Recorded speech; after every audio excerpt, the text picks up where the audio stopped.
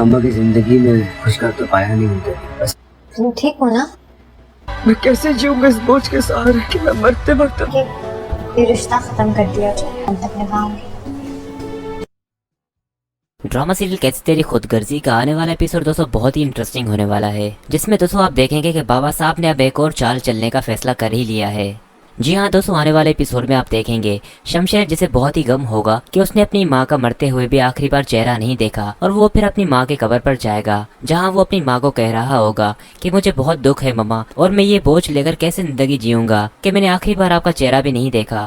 दोस्तों महविश तो चली गई, पर एक काम दोस्तों वो बहुत ही अच्छा करके गई, वो ये कि वो शमशेर और महक के बीच में दूरियां खत्म करके गई। दोस्तों आने वाले एपिसोड का शुरू वाला सीन तो पूरा शमशेर और महक का होगा, जहां महक को भी दोस्तों बहुत ही एहसास होने लगेगा कि शमशेर की हालत बहुत ही खराब है, और शमशेर भी ये कहीं ना कहीं मेरी वजह से ही भुगत रहा है।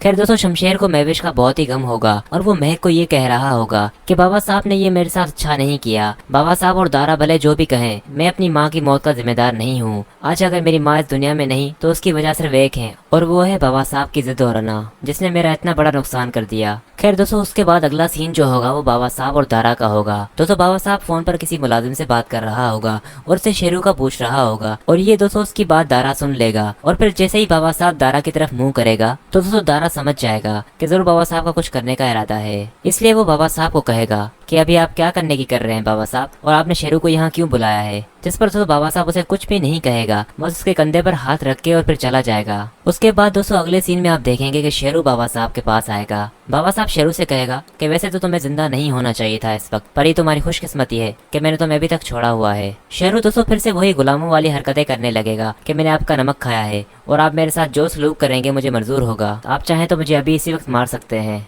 जिस पर दोस्तों बाबा साहब कहेगा कि तुम्हारी मौत उस लड़की की जिंदगी से जुड़ी हुई है, अब तुम्हें ही फैसला करना है कि तुम जीना चाहते हो या मरना। यानी कि दोस्तों बाबा साहब ने एक बार फिर वही काम कर लिया है जिसकी वजह से शमशेर ने अपना घर छोड़ा था, और फिर बाबा साहब और शमशेर को इतने बड़े नुकसान का सामना करना पड़ा। दोस्तों पर शमशेर इस बार बाबा साहब को बिल्कुल भी नहीं छोड़ेगा, वो ये भूल जाएगा कि बाबा साहब मेरा बाप है, क्योंकि दोस्तों शमशेर बाबा साहब को एक बार छोड़ चुका है। और शमशेर को दोस्तों वैसे भी बहुत ही गुस्सा होगा, क्योंकि दोस्तों बाबा साहब ने उसे आखिरी बार अपनी माँ का चेहरा भी नहीं देखने दिया, और उससे ये भी बात छुपाई कि वो आखिरी बार उसका नाम ले रही थी।